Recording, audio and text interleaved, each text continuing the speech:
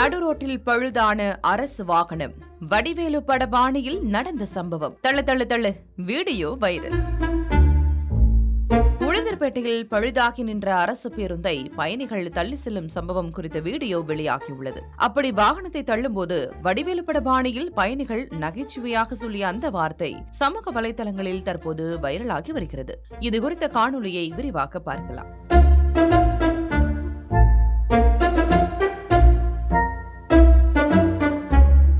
கள்ளக்குறிச்சியிலிருந்து சென்னை அடையார் நோக்கி சென்ற அரசு பேருந்து உளுந்தூர்பேட்டை பேருந்து நிலைய பகுதியில் பழுதாகி நடுரோட்டில் நின்றது.